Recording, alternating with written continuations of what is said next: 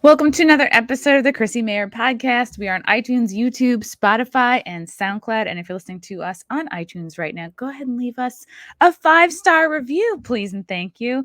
So excited to be doing stand-up. I am going to be out in Vegas this weekend with Comedians of the Compound. We'll be doing 4 shows at the Plaza Hotel, the Comedy Works Theater out there. And then I'll be in Texas the following weekend, September 17th and 18th, headlining 4 shows at Hyenas in Dallas. Can't wait to get back to Texas, see my Texas people, see some people I missed last time I was there, which was February during the Great Blackout and all the snow. So I'm excited to go back there. And then I will be in Jersey, October 16th, Lakewood, New Jersey. Comedians of the Compound will be doing a stadium show. I think it's the Blue Claw Stadium out there. And then I'll be heading to California. Oh boy, October 22nd and 23rd. I'll be doing 4 shows at the Broadway Comedy Club West in Santa Monica with Sam Tripoli and Bridget Fedesi. Love those guys. This is like a dream team California scenario for me. So I'm really excited to get out there. So yeah, get tickets at ChrissieMayr.com, my website. And a quick shout out to a couple of our sponsors for which this podcast would not be possible without. We all know dating apps are terrible. There are these superficial face swiping apps. There are these quote unquote expert matching apps. Both of them usually waste your time. The solution is values-based matching. If you're a conservative, things probably aren't going to work out with someone who's a total lefty and vice versa. Same with religion, lifestyle, how to raise your kids, other core values. Sure, somebody could sort of like gradually change to meet you where you are, but why not just meet somebody who shares your values off the bat? Drome is a free new values-based dating app. You pick your deal breakers and deal makers. There are no experts or match percentages. You don't have to addictively check the app, although maybe you still might, because they have control of our brains. No, as soon as someone matches your deal breakers and deal makers and you match theirs, you get a notification. Drome is also video only for more human interaction. So go to drome.date/CMP in your phone's browser, click the iOS or Google button to install, and use the invite code CMP to sign up. If you're already matched up, if you're already with the love of your life, tell your sad single friends then, okay? And get your partner to tell theirs. Or if your relationship's hanging on by a thread, log on a little early. Just kidding. It's DROM.date/CMP. Design and meet your perfect match. And it's free to use. It's free, guys. Why not give it a whirl? Also, Cushy Dreams. Go to cushydreams.com, KUSHY dreams.com. At the checkout, use promo code CMP to get 20% off every order. It's high quality CBD. It's going to help. It helped me with my anxiety big time. I think it will help you too. Join the men and women who are sick of vapes and gummies and want to smoke their CBD. I really love the pre-rolls, but they also come in these tins. There's different indica sativa blends like relax, dream, create, energy, hustle. So if you want to be a little bit more up, a little bit more down, relaxed, Cushy Dreams has you covered, boys and girls. Go to cushydreams.com right now, KUSHY dreams.com, and use promo code CMP at checkout to get 20% off. Okay.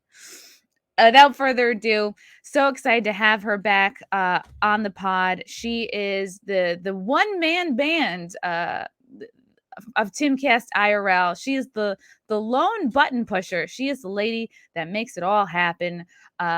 She's one of my favorites. One of the probably best and favorite episodes I've had of this podcast so far.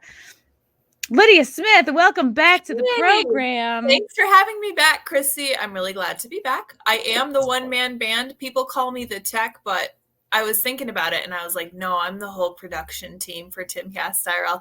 I invite the guests, so make sure they get there. I push all the buttons. I give them snacks. It's a very fulfilling job, but it's busy. Snacks are such a key part of that, you know. I give them uppers. I give them downers. They have or alcohol. It's great.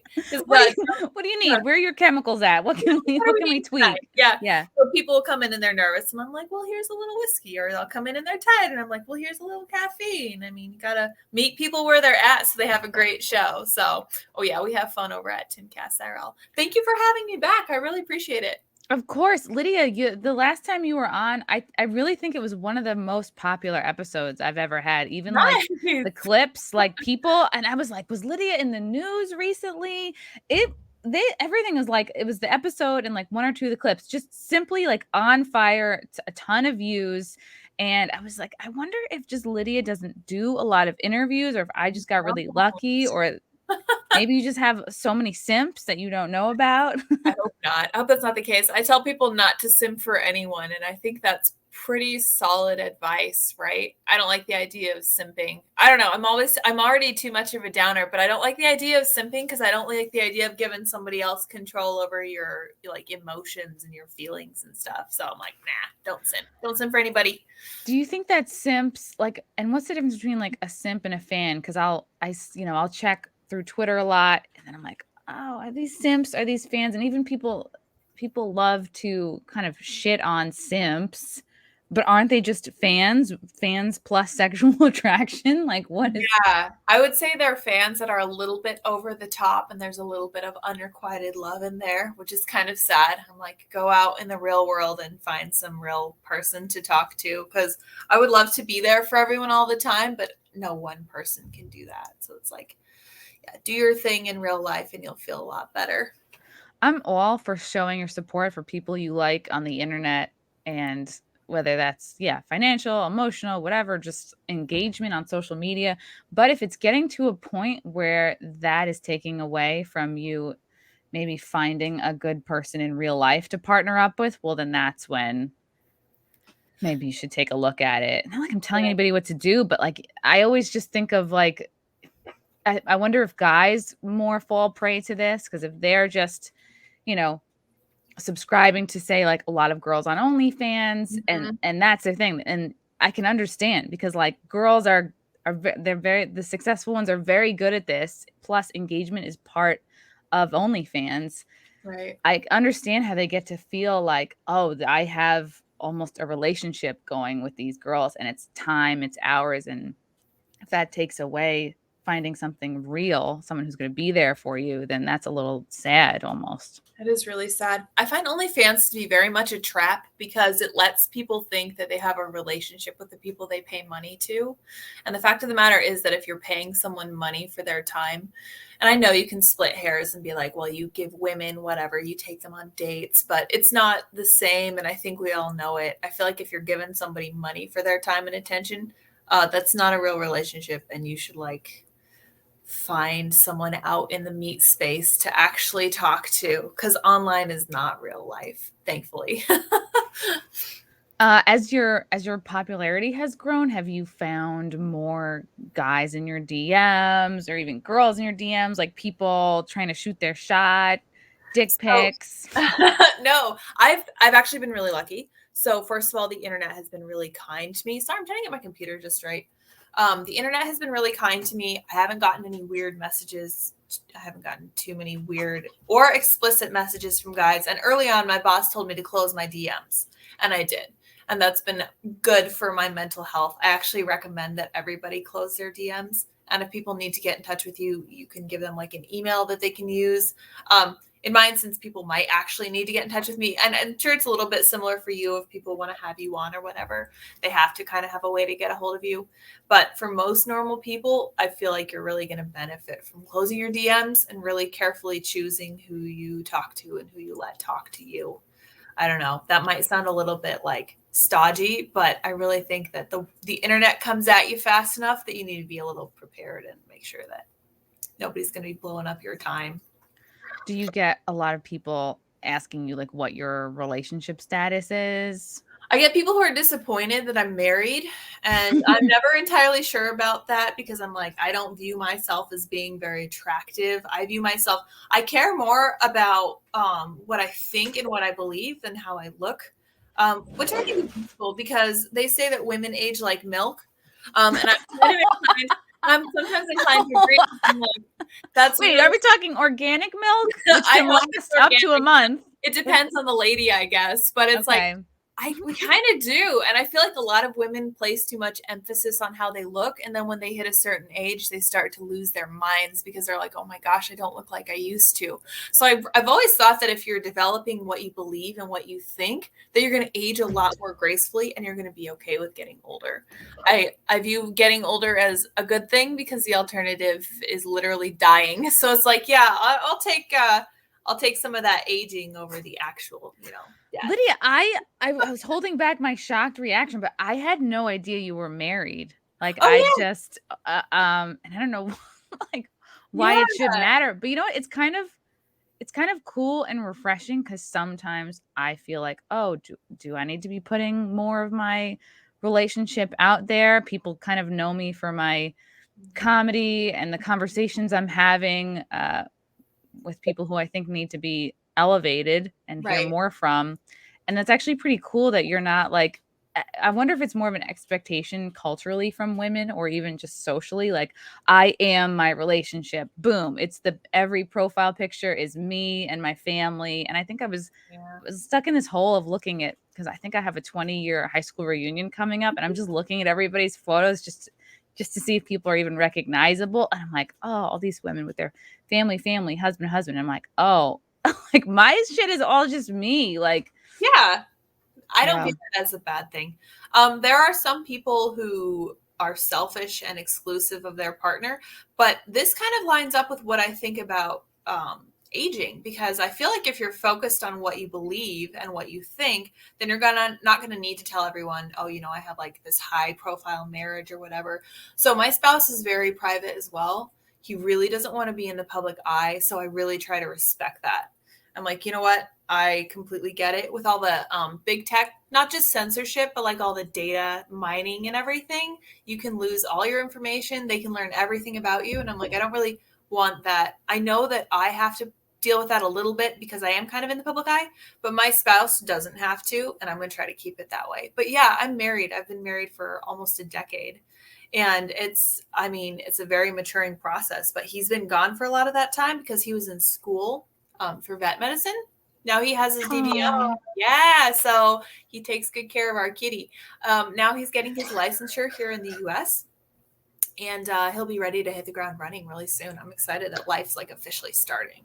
Cool. Now I know who to hit up for when I need ivermectin. Right, exactly.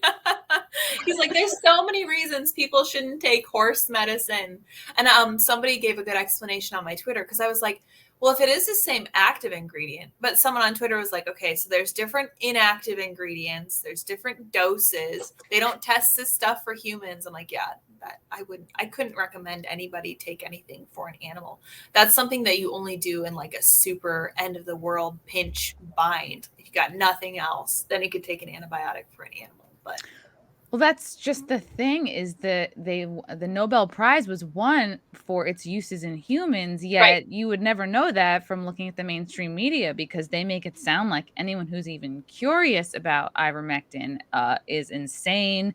And why would you take a horse medicine? Like, I haven't seen anywhere even the idea that there's a human version of this, but they're so quick to shame you and to make you feel dumb for considering it and dumb for even asking questions. Yeah, and I do agree. I think you guys should all know, your whole audience probably knows that I have huge problems with the media because I'm very much on the same wavelength as my boss, Tim Pool, who's constantly whining about the media with good reason. I think that somebody needs to be out there to complain about it, to hold it to account. I do have huge issues with the media, and two things can be true at once. So I think that the media has huge issues. I think that they're crapping all over ivermectin without real good reason and without real good evidence. But I hate the idea of people taking medicine that was designed for animals. And in Africa, they didn't give those people horse ivermectin. They gave them ivermectin designed for humans, which is as it should be. So there are two problems here. First is the media mocking anyone for thinking that it might be helpful. Who knows? Might be helpful. There are studies that say it is. There are studies that say it's not. I am inclined to think that maybe they're trying to keep it down because they have interests with like Pfizer and Moderna and Johnson and Johnson. And I don't like feeling that way. That is entirely possible. But at the same time, you shouldn't take medicine that's designed for horses. You definitely shouldn't go to Tractor Supply. If you need some, you should try to get a hold of the human form. So there you go. Two things are true at once. I'm sure that Joe Rogan took the human form of ivermectin. He's not going to turn into a horse. Unless he also had worms, then, it's two birds, one stone. He needed it. Yeah, it's interesting to me, too, because ivermectin is for parasites. And coronavirus is not a parasite. So I don't know. That's interesting. I would just want to hear more, and I just don't want people to take animal medicine. Is it because, well, probably a couple reasons. It's meant for, animals that weigh much more than us. Right. So however, the average person probably is not going to be able to figure out how much they need to take. Or is it, and also then there's less medicine for animals. That's true too. So there was a lady who commented on my Twitter, and she was like, there are coronaviruses that animals get. Please don't take the vaccines for the animals because I actually need them for my goats. And I was like, oh, that's a good point. If everybody's flocking to get this medicine that animals actually need, we don't really want that either, right? We want everyone to do well. We want all the animals to be okay. I'm not entirely sure what people think ivermectin is going to provide to them. I don't know if they think it's going to be like a preventive measure. That's possible. If that's the case, they should find a doctor who supports that view, or try to talk to a real doctor that they trust about that. I was a little bit concerned because a lot of the comments I was seeing on my Twitter about ivermectin was that doctors are like in Big Pharma's pocket. And I would really just emphasize that people need to find a doctor that they trust. Like I have, I'm going to get a general practitioner here in September. Hopefully I like him. But I have a neurologist that I really trust. I've been going to him for almost a year now, and I believe what he says, and he'll tell me. I asked him about diet one time, and he's like, I don't really know about that. And I was like, okay, thank you for telling me that you haven't really researched that. That's fine. That's good. I would just say find a doctor you trust, like you really have good rapport with, and then try and get their feelings on that. And if they think that you need ivermectin to try and prevent COVID, that's something they can prescribe for you.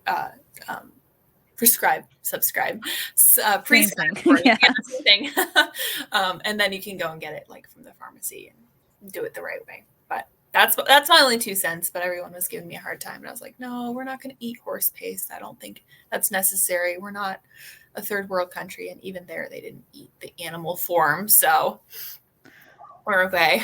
When you really kind of go to the heart of it, it comes down to, I think, shame. Like shame is such a powerful motivator, and as soon as you say, oh well, this medicine is associated with animals, like you don't want to be taking an animal medicine, do you? And it's like people are so quick to be like, but like look at all the chemicals, everything in our makeup, so much is tested on animals that we also consume. I also eat carrots. I also, right. I love a good pellet. No.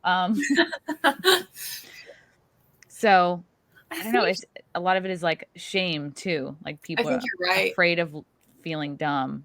Yes. Yeah. That's actually a huge motivator. I actually think that's a huge reason that people won't walk back their views once it's proven that they're wrong. Cause I get that feeling sometimes too. I'm like, crap, I was wrong about that.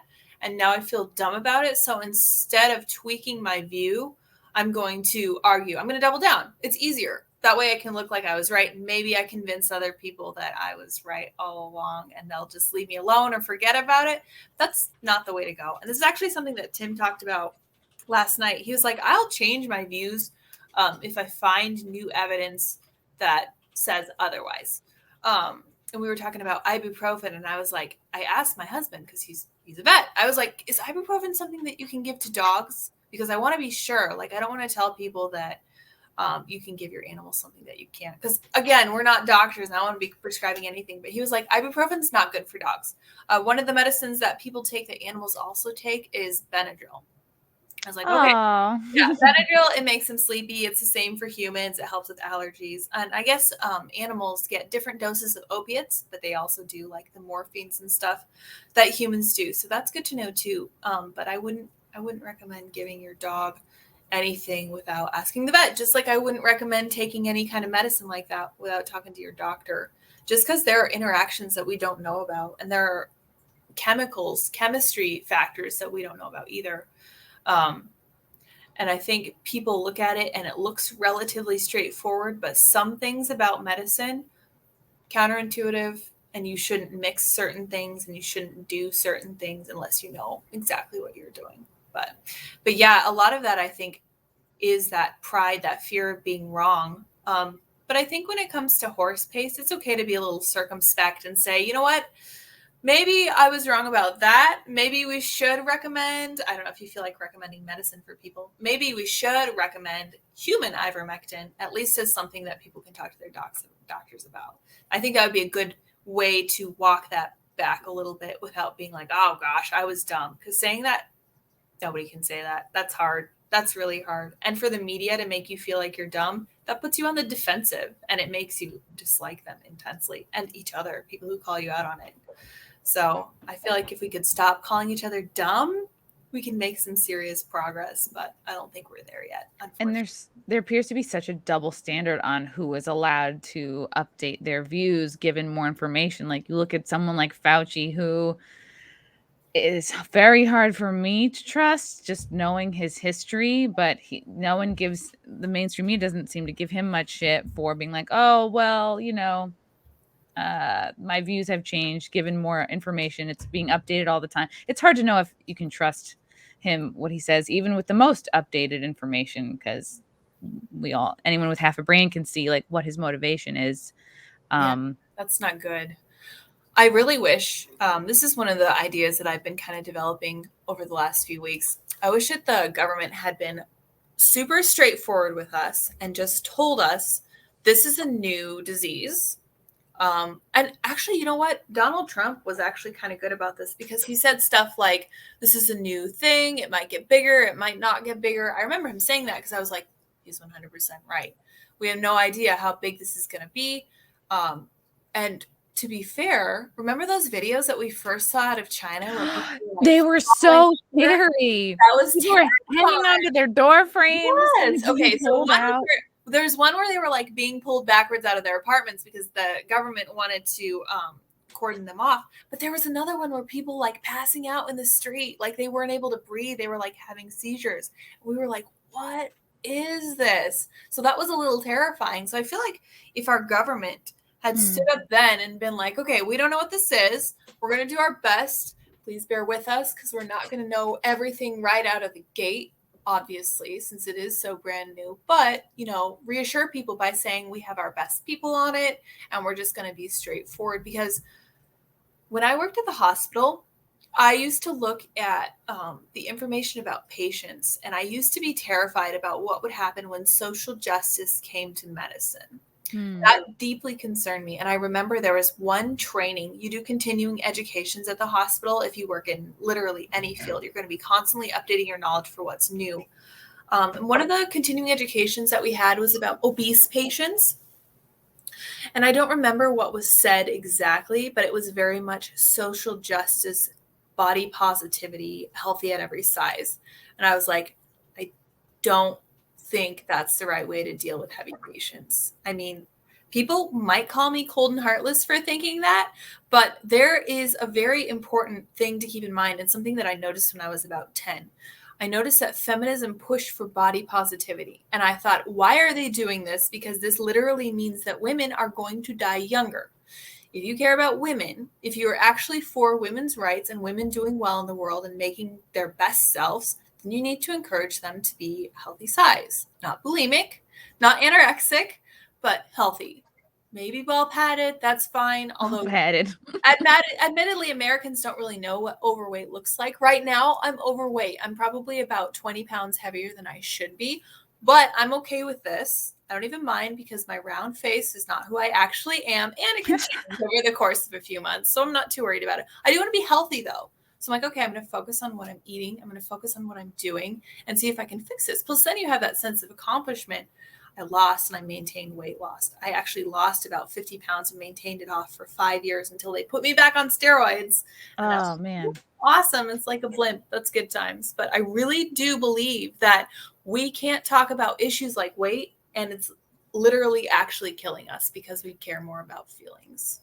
Oh yeah, I would be lying if I say I'm not getting a little bit more of a podcast body than I would like, but like I have a plan. I have like I'm at the outer edge of like what I'm okay with. It's like, okay, because if it gets more than this, I have to start buying a different size, and you just don't feel good in your own skin. But like it's also, that's kind of an indication like things have been going really well. I'm busier, and it's, I just have to make more time to move around. But I see what you're saying about because I noticed the body positivity movement beginning as well. And I was like, well, if you're somebody who believes in maybe the state wanting to take over, and I had a conversation with Jack Murphy about this, like if the state wants to be your daddy and they are fixated on telling you how toxic masculinity is and encouraging women to leave their marriages, and we look at how many single moms there are, so it's like you have the powers that be that want men kind of weakened and separated.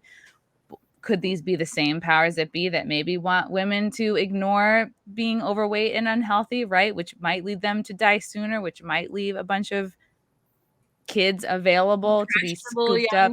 Yeah. Yep. That's actually interesting. That's taking it a little farther than I thought through, but I think you might be right. And one of the things that I've been observing, kind of a commonality between all the different things that are going on right now, is that I feel like we're being systematically weakened. And I'm not sure if it's by China or if it's by our own doing, or possibly a little bit of both. Maybe this is a weakness that China saw and they descended in and they're like, oh, here's our chance. This is our biggest competitor. We're going to find a way to undercut them. This is how we're going to do it. We're going to do information wars. We're going to tell them that men are bad. We're going to tell them that men should be more like women. We're going to tell women that they should be more like men, which has always offended me. I don't want to be a second-rate man. I want to be a strong woman. You know? I don't know how to work a remote control. Yes, exactly. Don't want to know. Exactly. I'm going to leave that for the man. Like I tried to assemble all this stuff before my husband came back and it's all like falling apart. And I was like, that's your job. I'm going to have you do that now that you're back. And he's definitely laughed at some of my projects, but I don't care. I did them on my own.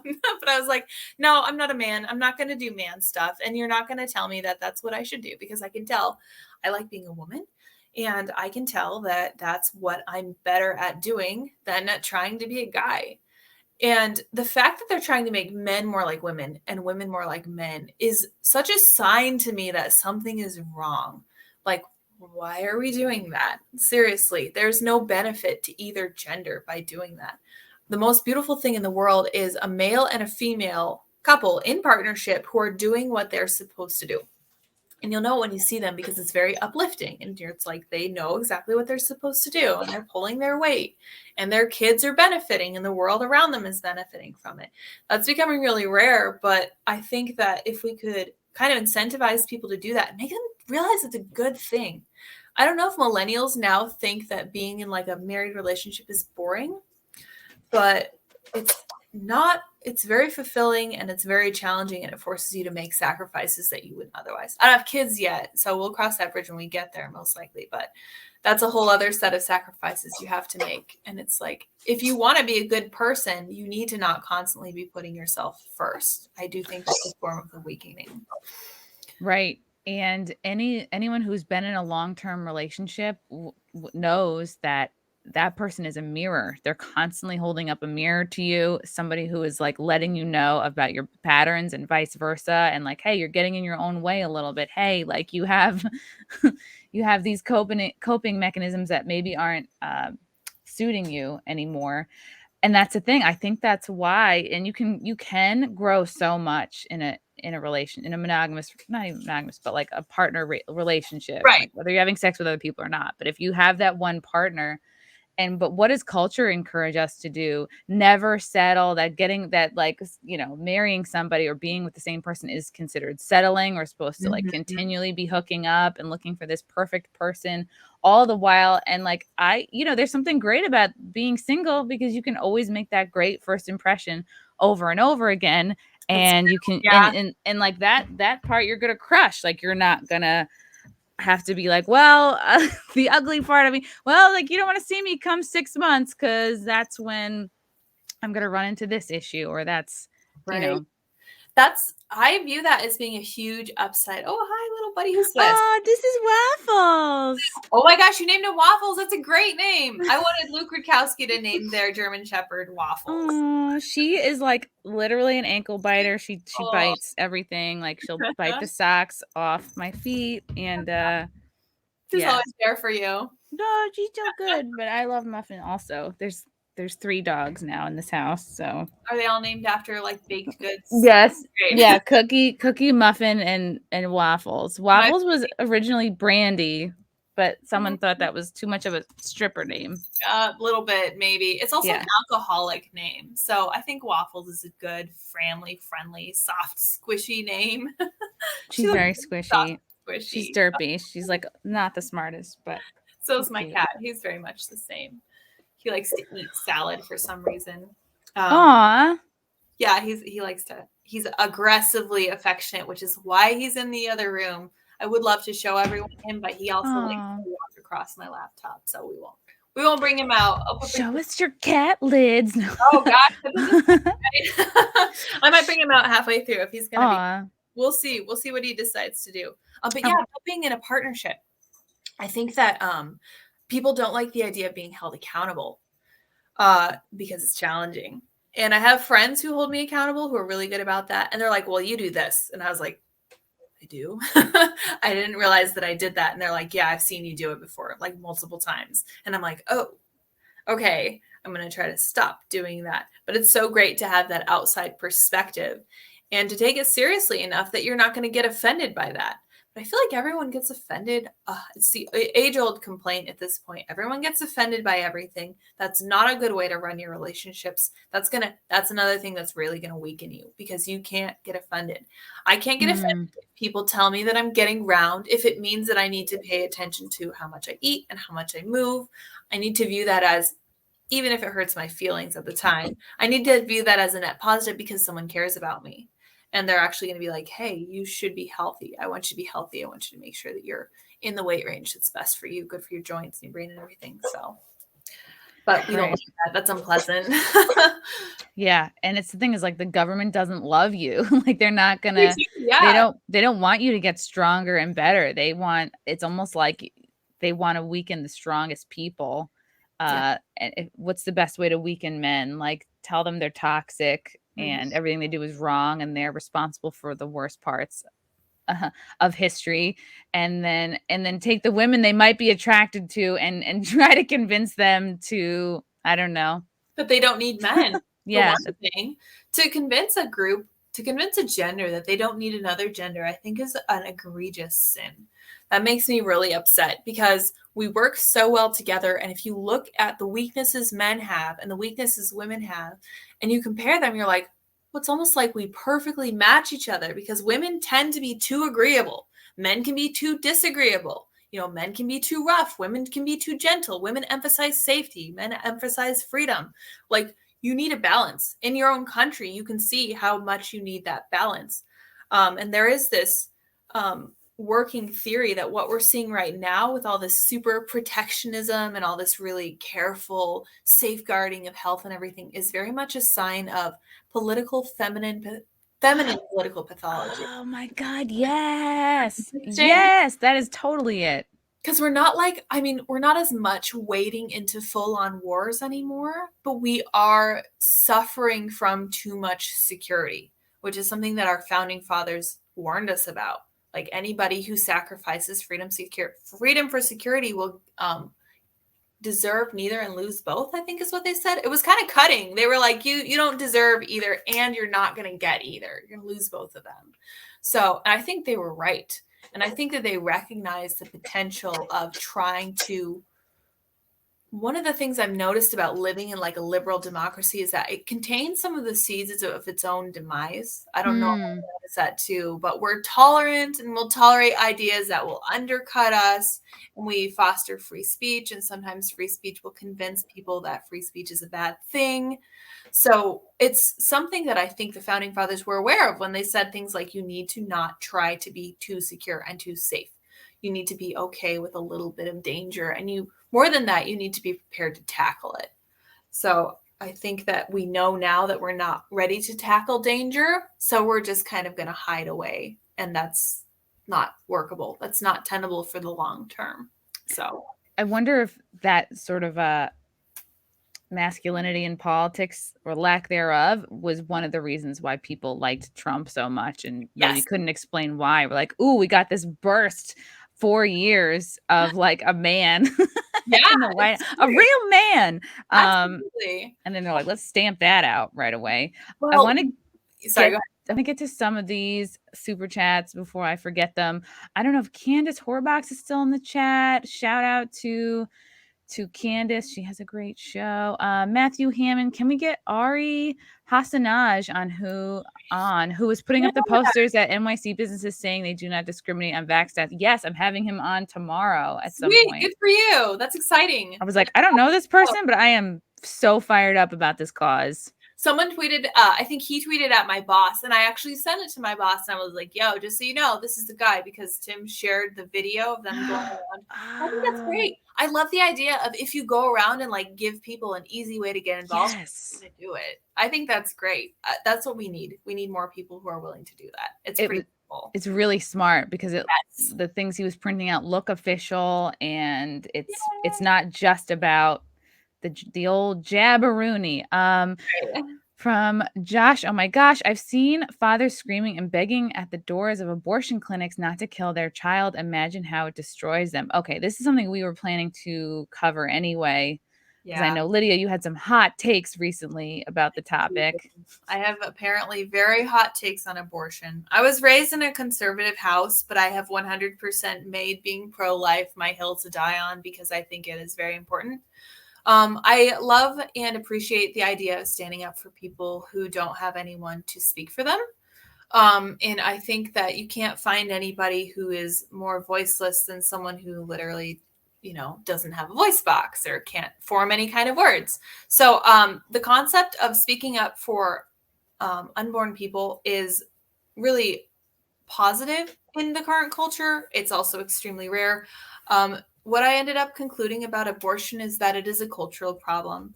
And like you said about, like Josh said about fathers at the doors of abortion clinics, that really breaks my heart. But it hits home that it is 100% something that we have to change from the ground up. So you were saying earlier more than once that the government does not love you and the government is not your daddy. This is 100% true. That means that you don't change from the top down. And one of the things I love about my job is that I feel like we're working from the bottom up. We're talking to people right in their living rooms after work or whatever, and we're trying to make them feel like they're not alone. And to me, that is changing culture and trying to make a positive difference in the culture. And I know that almost nobody agrees with me on my views, but a lot of people have disagreed on views like this in the past. Slavery springs to mind for sure. And they believed that slaves were property of the owners. And now people believe that babies are property of their mothers. And this is, again, not technically correct. It's just the current view. And I think that history will vindicate me for sure. But in the meantime, I just will keep working on trying to work from the ground up and trying to persuade people and giving them arguments that they can use against it. Because I don't want anyone to feel unprepared when they go into these conversations. I want you to know everything there is to know because I have done my homework. And if I'd done my homework and it showed me that babies weren't really humans at conception or anything like that, you better believe that I'd be fully pro-choice because it doesn't really make sense if they're not separate humans from conception. But that's what I've concluded. And hopefully the culture will change for the positive and fathers won't end up crying outside of abortion clinics because that is horrible. And also, I feel like the culture has, up until very recently, convinced me like, oh, like men.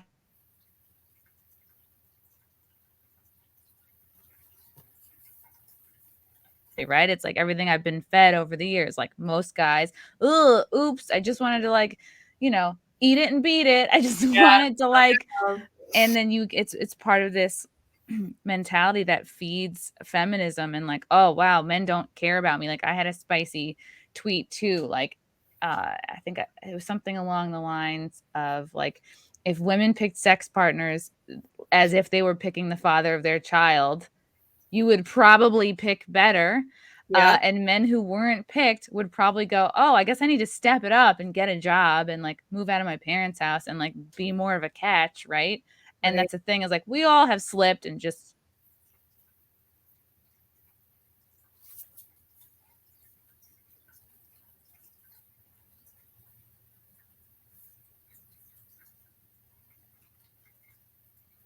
I'm here. Okay, so we've all slipped and like right. People who are hot will always get banged. But the idea like if I think it should be a conversation earlier, like if you're a girl, do you want kids? Like, because if you do, don't waste like 10 to 15 years having Don't fun. waste time. Yeah, Yeah. don't waste time. I can't emphasize that enough. And this is something that the culture makes us think that we can do. They'll tell you that you can work and that you can have it all. And then if you decide you want to have kids later, you can freeze your eggs or whatever.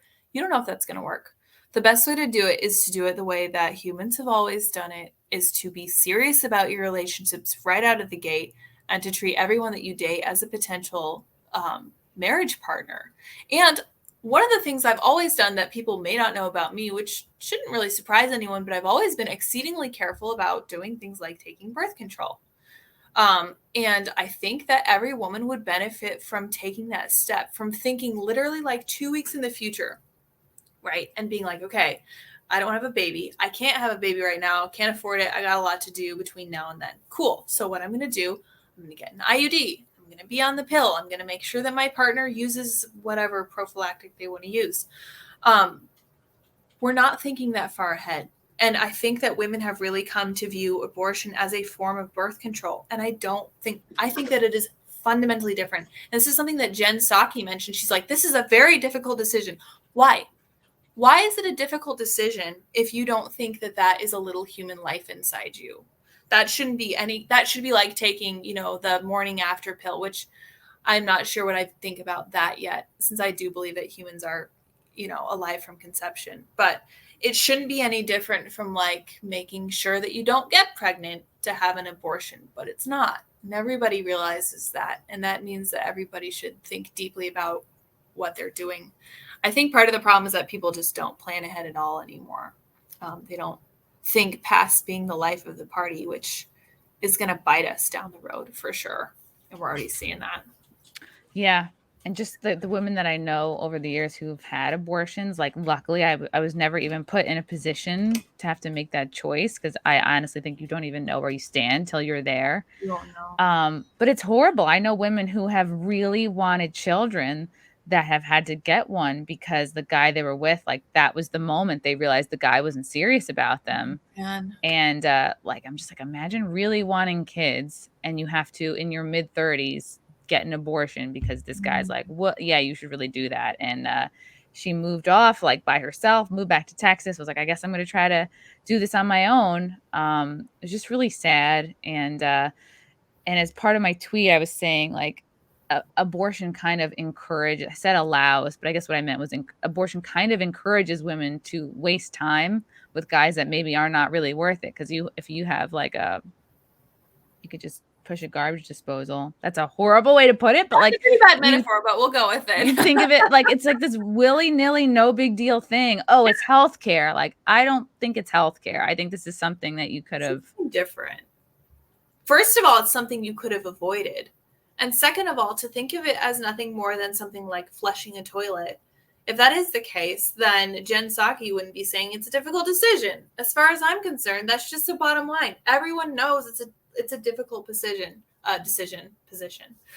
Even Hillary Clinton, she's known for saying it should be safe, legal, and rare. Why should it be rare? Why should it be rare? If it's just like having a tumor removed, then it should be great for the mother.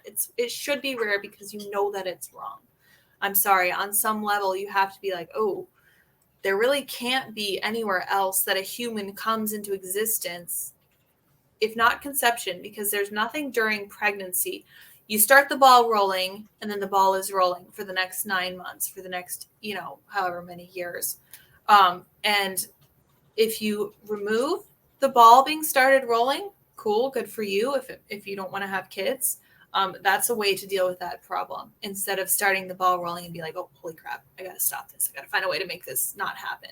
But yeah, I don't know. That is a deep cultural issue, and that gets right to our relationships, and it goes into feminism, and it's very complicated, which is why I think that we haven't agreed yet. So hopefully we'll. Right. If you don't value your relationships with the opposite sex and you don't value that time together, then it's more likely you're not going to value the life that's created out of that. Right, unfortunately. And the easier it's going to be for you to be like, all right, yeah, let's I hate that people call it take care of it. It's literally the opposite. You're literally not taking care of it. I wouldn't call it that.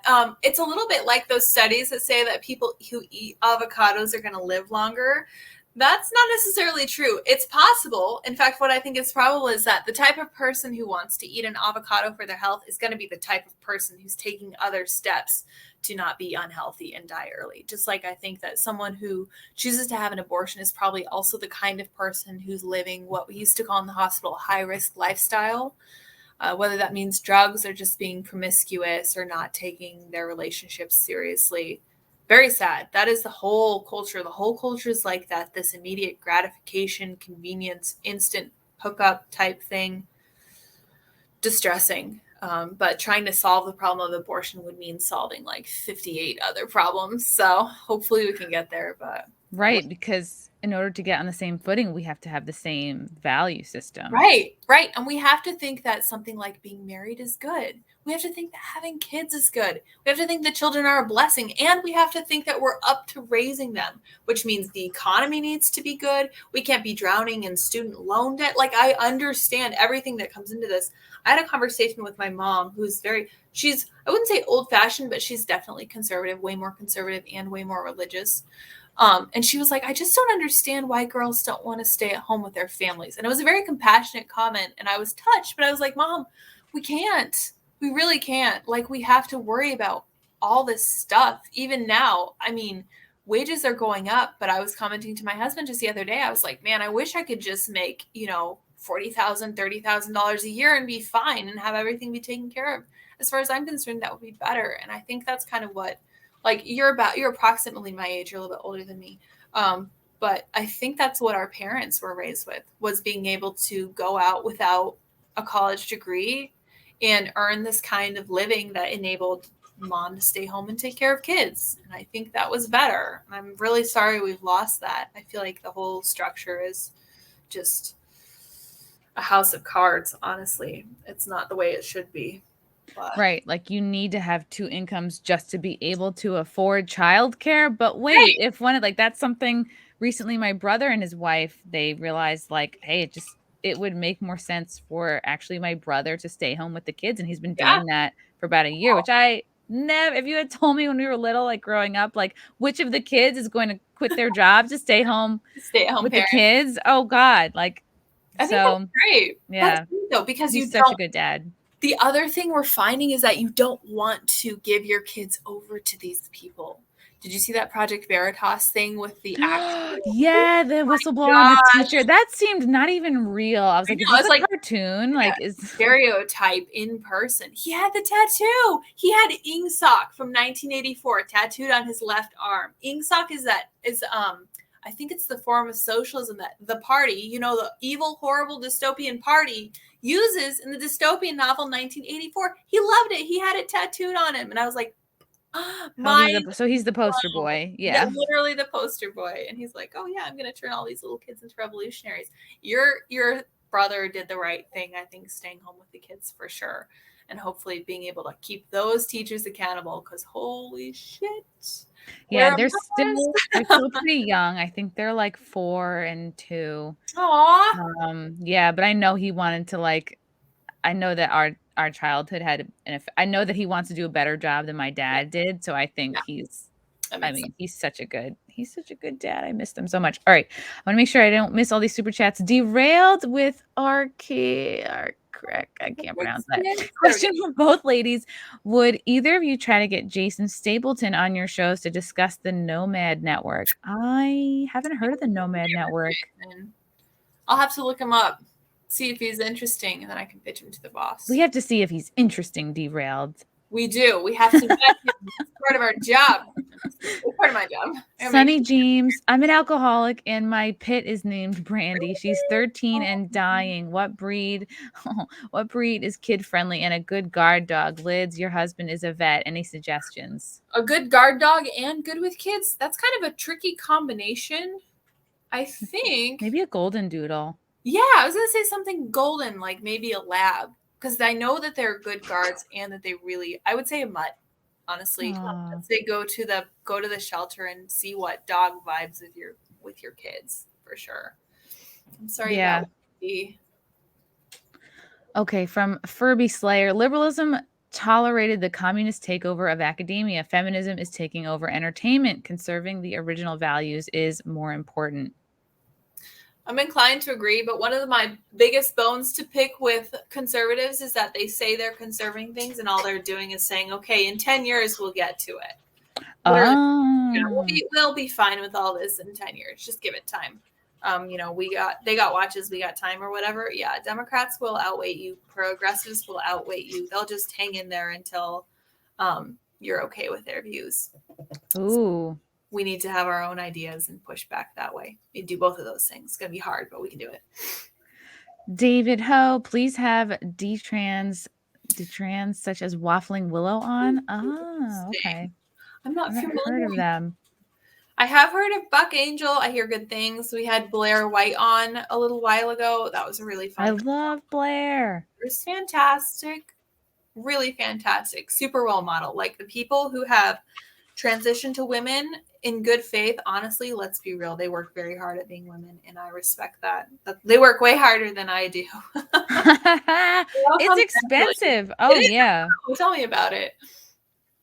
Okay, I'm going to make sure I got through all these super chats. I know that I missed one. This is a good one. Lydia, will you marry me? No, I will not marry you. Too late. Too late. Too late. You just missed out. Yeah, just by 8 years.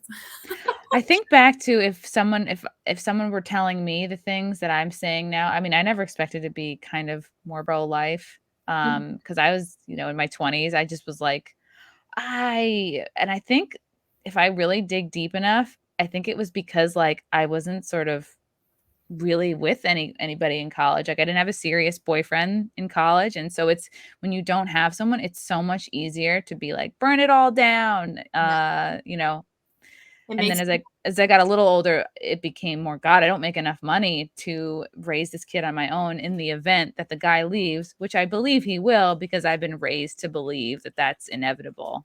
Right. Which is so sad. It's very sad. That sounds like a pattern too, because then you just go into a relationship and you're like, why do I care? You're going to leave anyway, and then it becomes kind of a self-fulfilling prophecy. They're like, well, why should I stick around? You think I'm going to leave anyway. You don't give me the benefit of the doubt. So deep issues. I have deep issues. 828 Nate, love you both. No simp here, just a fan. Have fun in Vegas, Chrissy. Yes, have fun on your tour. That sounds like fun. I am excited. Oh, here we go. Okay, here's what I missed before. From Bionic Belly Button. People that are hot will always get banged. Chrissie Mayr 2021. Seriously, though, you are awesome. It's so true. It's true. It's what you said before. You're like, most women who are not a 10 don't have they don't have the luxury of being crazy. And I was like, yes, oh my God. I wanted to shout it. Smart girls who aren't a 10 realize that there is a limit to how crazy they can be. And it's true. I'm sorry. You got to be a little humble. You have to be like, okay, there's only so much I can get away with.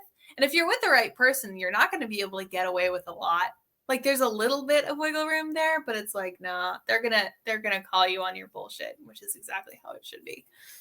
Yeah, and I've interviewed and met like hot women who are 10s who are crazy, and they're not happier for it. Like, no, they don't seem happier. I've never been jealous. I'm like, you know what? I'm glad you're pretty, good for you, but I don't know.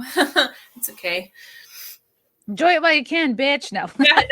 Steven Suarez. Yeah. I'm thinking of a Lydia t-shirt design where she's piloting a helicopter and the captain is helicopter rides. What? I love it. So are we going to hell? Are we coming out of hell? Are we throwing people out? I don't know what the plan is here, but I can get on board with that. Oh, I like it. Okay, so it's like an inside jerk. All right, did I get it all? I think I did. I think I got, wait a second. Ron Martin, thank you for the super chat. I'm scrolling through these things, scroll through, and then they're out of my life forever. Okay, and one more from TFC. When will either of you have Nerdrotic on? His story is fascinating. I had Gary on a couple months back. He's great. I will have him on again. Awesome. Sounds like a guess. He owned a comic book shop in California. And now he does an awesome podcast, and he is so great at like pointing out kind of like how Hollywood and and fandom and comic books, DC, Marvel, all that has like really bent the knee to the woke agenda, and he's good at pointing that out. Sad. I'll have to look him up. Yeah, he's a cool dude. All right, one more from George Habib with AED dollars. People give heat to Arabs, Jews, Koreans, etc. for forming their own communities in the West, but how could they not with the cultural erosion around? That's a fair point.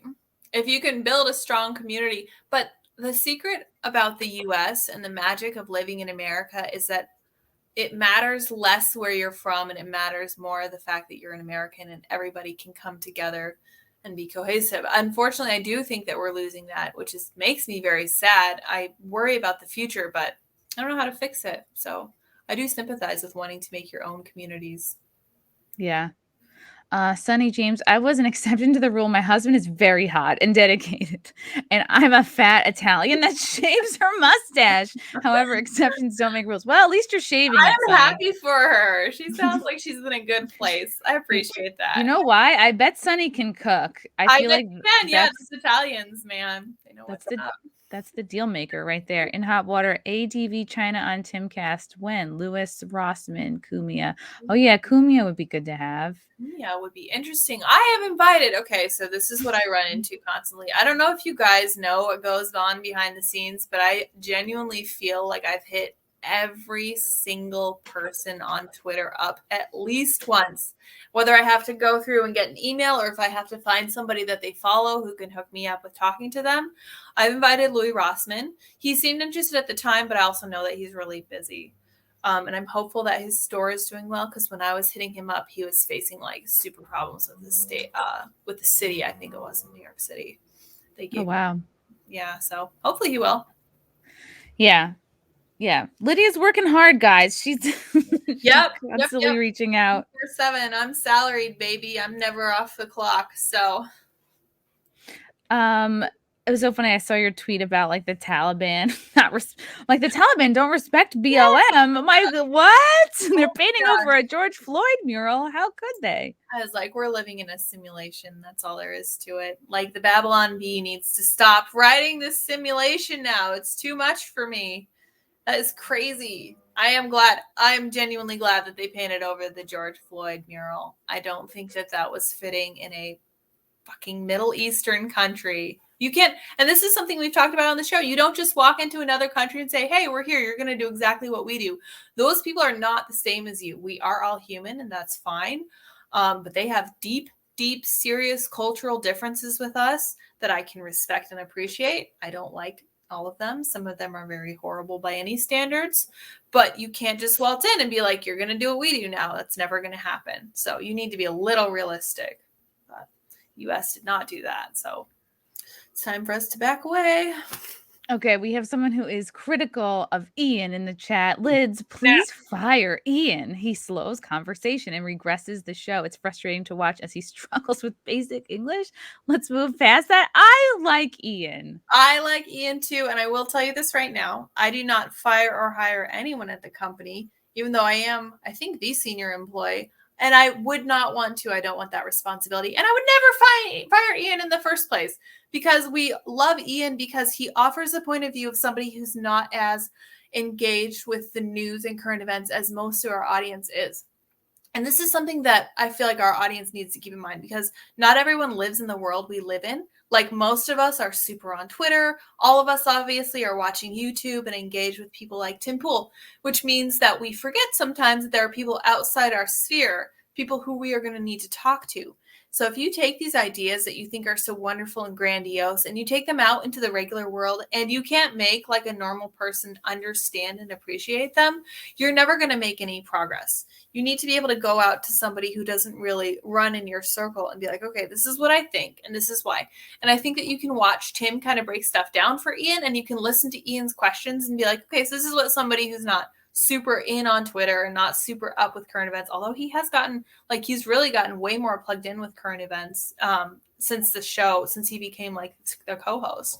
But no, we're not going to fire Ian. We really appreciate his input, and we try to keep things on track, but we also welcome his insights. So not firing. The ability to kind of put things in layman's terms and have that point of view that's outside of like the very plugged in circle. Like that's one of the reasons why I think Jack Murphy works so well and probably Yeah. why you have him back so much, because he Yes. is just so good. He's like a teacher. I mean, like I know he used to work in education, but he really is. he's Yeah, really and great. he gets along really well with both Tim and Ian, so he kind of bridges that divide, and he brings in a different perspective.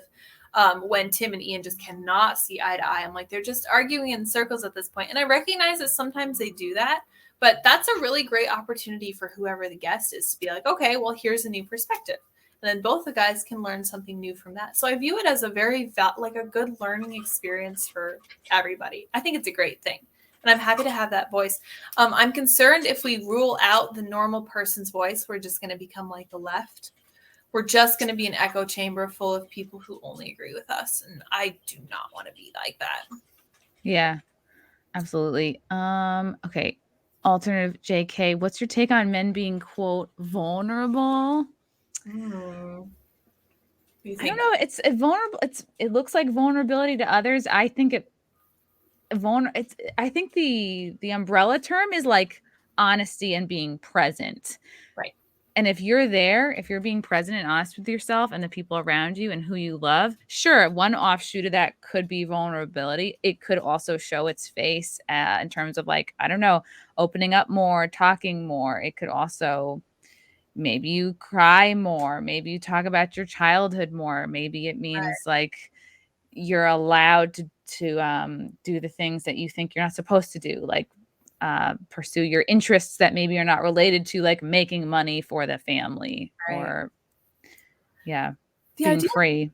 Vulnerability is so interesting to me because I feel like if you are in a relationship, this is just based on my experience with my brothers, father, father-in-law, brother-in-law, and spouse. If you're in a relationship where you feel that you can be honest and straightforward, you don't need to worry about being vulnerable. You know that you can just come out and be like, okay, well, this is what I think. This is kind of bothering me. And I know that I'm not crazy because X, Y, and Z, but it's really been giving me a hard time. And then it wouldn't be so much vulnerability as just being direct, straightforward, and knowing that you can talk to the people around you. Whether that's your partner or your siblings. Like we have a sibling chat where we all talk about whatever it is we're going through. I don't know. I feel like vulnerable is such a taboo for guys because it does look like weakness. Mm-hmm. I'd be curious what the root word is because I love root words like that. In fact, let me Google it real fast. I think that it is like a way of kind of making yourself weak, susceptible to physical or emotional attack or harm. Okay, so that's why guys would not want to do that. Right. Wow. That makes sense. Like you're soft. Yeah, exactly. Like you're not like strong and forthcoming and, a really brave leader or anything. So yeah, I don't see a huge benefit to men being vulnerable. I would see a huge benefit to them being upfront and being willing to share what they're thinking about life. Right. And this is something I've really had to work on, is like when you're upfront and honest and you address things right away, then you don't give the issues time to sort of stew and putrefy and become a thing. Right. Then you don't have to dig it up and be vulnerable because you haven't spent as much time burying it down. Exactly. That's a great point. That's something Jordan Peterson talks about. He talks about the dragon that you have to face before he gets too big. And he tells a story of like this little boy who sees a dragon that's small, and then his parents ignore it, and it grows so big that eventually their whole house is walking down the street on the back of this dragon that his parents refuse to acknowledge. And I was like, that's actually a really interesting analogy because that's exactly what can happen if you ignore stuff. Don't procrastinate. If I had kids, I would emphasize not procrastinating. It's just procrastination is for plebs. Let's be real. Yeah. Shoki reviews. Day, Miss. Maybe it's good day. Hey, Miss Lydia and Mayor. Hope your Wednesday is grand. Also, don't fire Ian. Just give him DMT and let him rant. That sounds like a great bonus episode. I wish that DMT had a slightly more legal status because that would be a fun thing to vlog. And I feel like that's something that he would enjoy and benefit from. And who knows? DMT seems interesting to me. I don't know. It seems like a scary time to like, I've always been someone who's like, yeah, sure, try anything. But like, I just recently, a couple of comedians overdosed on like fent-laced Coke. And you're just like, wow, like Coke is a pretty common fun time, whatever. I don't do it, but like party drug. And it's very scary. Still dangerous, especially with fentanyl in it, which comes from China. All bad things, man. I'm telling you, it's a serious problem. Okay, one more from Trinoculus P. Lydia is the name of my wife, and I chose if we ever had a little girl. Every Lydia I knew are amazing helpers. Oh, true. Awesome. I love that. That's a really good like legacy to carry on. I have known of some Lydias who are feminists. So I've really been trying to like redeem my name. Like I'm trying to make Lydia's great again. That's right. Make Lydia's great again. It's my goal in life. I had a friend. Yeah, I only knew one other Lydia from high school, but then she like lived in Italy for 10 years. Lydia in Italy. I love it. Yeah, we would joke around like we were in the same like environmental systems class in high school, and we would just kind of, I feel like we both were such charmers. That's why we got good grades. Like we would dick around and make jokes in the back of the room. And we'd be like, sweet. Yeah, we were sweet. I brought in a cake for Earth Day and like made this whole like production. I got everyone to sing Happy Earth Day, and it really sucked up most of the class. That's smart. See, that's smarter than anything you'll learn in environmental sciences. I love that. You have to know how to schmooze people and get on their good side. Oh yeah. All right, cool. I think I got them all. Success. I'm crushing it. Okay. Lydia, anything that you are kind of, want to explore, that you think you'll explore more on the show? Any upcoming guests that are on your dying to get them list? Anybody you're sort of like? So we have one of my white whales. I'm really hoping he can come this coming Thursday on the 16th. Fingers crossed. He might be sick. I'm hoping the test comes back negative. This guest has been on my list ever since I started pulling guests for TimCast IRL. The other guests we're having on Tuesday, I will not spoil it. He's huge. He has a huge Twitter following. He's been making a tour of the U.S. He's been on all the big shows. I'm pretty sure you hung out with him at some point in the recent past, Chrissie. Ooh, I think I saw that picture on your Instagram. I'm not sure. If not, it'll be a surprise for you too. So tune in on Tuesday. We have a big old guest. It's going to be great, over from the UK. So. Ooh. Yeah. Okay. I think I know. I think you do know who it is. I guess we'll see. Woo, that's exciting. Yeah. From John Sakaki. Sorry, I'm butchering everyone's names. Since Joe Rogan is a horse now, is CNN gonna ride him? A. Jones was right to name his company InfoWars. I think that sure. Every time I say information warfare, because that is 5th generational warfare, and Alex Jones is right. And I feel like I say that a lot too. I've noticed and appreciate how careful Joe Rogan is with things that he says. Like he's got to be better researched and more careful than any podcaster out there.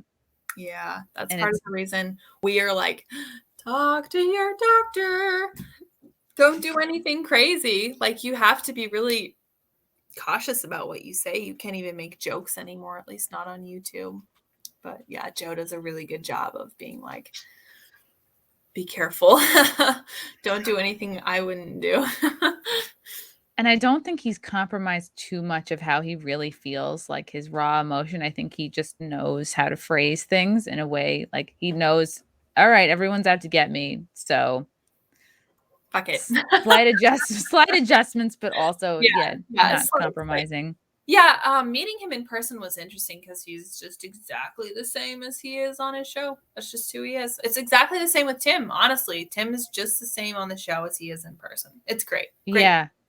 Hard to argue with about movies. He likes to critique the movies after we watch them. I'm like, okay, all right, fine. Just let me enjoy the movie. Come on, man. You don't like to analyze them too much? Not too much. Like there was one we saw Shang-Li, I think it's called. Shang-Chi? Yep. Oh yeah, I haven't seen that yet. So I really enjoyed it, but Tim was breaking it down after the fact, and I was like, man, I would have just enjoyed it, but now I know all the ways it was wrong, so I'm sad. Oh, just watch it with an open mind, and I think you'll have fun. I enjoyed it for sure. that's true. And I'm getting to know more like people who professionally review movies, and it's like I can get to that place of really picking it apart. Right. But then I have to remember it's like I'm the same person who really enjoyed Pitch Perfect. So I mean, you should enjoy exactly what you enjoy. I don't think you should let anyone tell you otherwise. okay, one last one from Shoki. Just letting y'all know you both do great work and that I turn off Crowder to watch the live stream. I'm very flattered by that. That's awesome. Steven Crowder is quite the he's just back from his heart surgery, so more power to him for sure. I think today was their first show back. Oh, wow. Hardworking people. He's got the new babies. He's got the whole company relying on him, and he just had heart surgery. So hats off to Steven. But thank you for tuning in to IRL instead. I appreciate that. It's high compliment.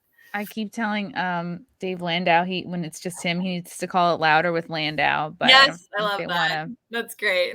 Make a new graphic. Yeah, Lydia, thank you so much for coming on. Thank you. I'm sad I didn't get to meet your cat, but do you want me to let him out and he can come say hi before I leave? Okay. I'll be right back. I'm coming. He's right here. Well, you guys, here we go. We're gonna get to see Lydia's cat. I just woke him up. This poor little. Oh, hello. And he knows it. What's his name? His name is Dip. Hi, Dip. Like Fun Dip? Yeah. Oh. Hi, Dip. Dip. Oh, he's cute. Because it looks like you dipped one of his ears in paint. Yes. I guess when they adopted this set of cats, when they brought him into the shelter, they named them all for dance moves. They had like tango and disco. And that's cute. Also, he's a little bit of a dipshit, but we love him anyway. And it looks like his ears dip, so it works on every level. That's great to name cats after dance moves because sashay, pirouette. Yeah. My friend has a dog named Polka, which is a cute dance name too. All dance names are cute. Waltz. Yeah, little waltz. I've been putting drugs in his ears, so he kind of hates me, but there you go. He's pretty going. Cats are gonna cat, you know. I know. You little jerk. Anyway, I'll turn him loose. There we go. Lydia, thank you so much for coming on. It's always such a joy and a pleasure to talk to you. I appreciate your input so much. Thanks for having me again. The chat loves you. Awesome. Thank you guys for the super chats. Thanks for all your interesting comments and smart questions. Until next time. Bye, guys. Bye.